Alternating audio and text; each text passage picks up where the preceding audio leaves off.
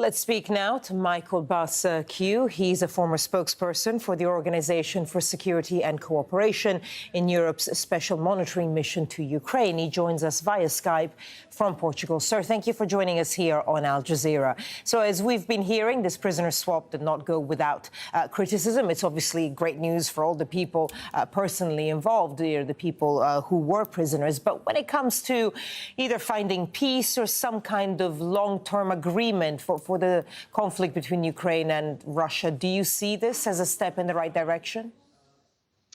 Good to be with you. Well, of course, we call these types of things confidence-building measures. As you pointed out at the beginning, this is something that was agreed to a few weeks ago in Paris.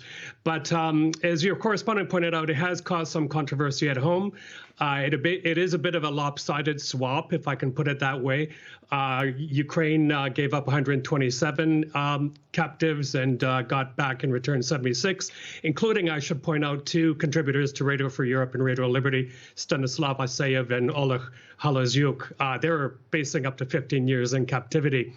But, I think the next milestones we'll be looking for is the ceasefire promised for the end of the year.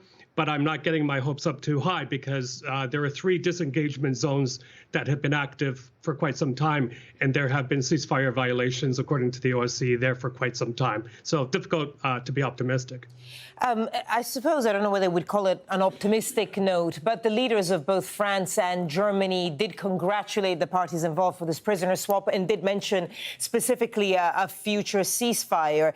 Do you think that more pressure from key countries like that would help the situation or not?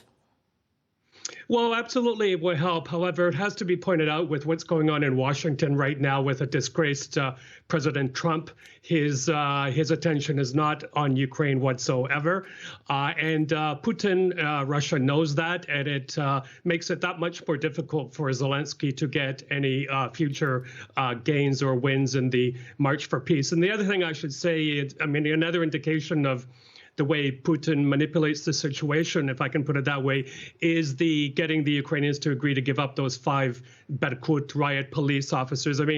I cannot overstate this enough. This is probably the 5 most hated, despised men in Ukraine for what they did for the unit they belong to.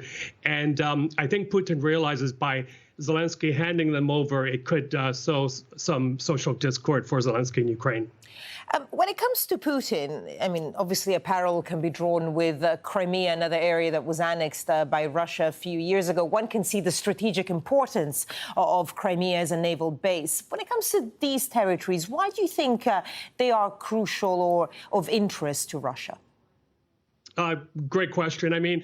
Look, for Ukraine, it was the former industrial heartland, but no more.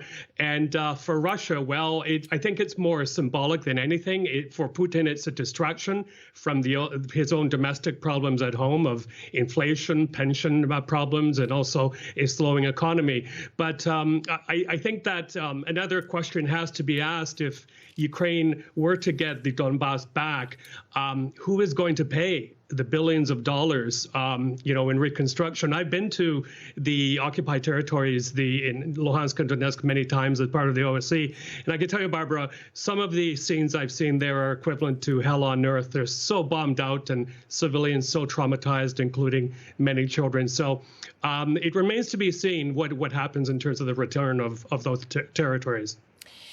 Bociurkiw, a former spokesperson for the Organization for Security and Cooperation in Europe's Special Monitoring Mission to Ukraine. Sir, thank you for sharing your views and experience with us. Thank you.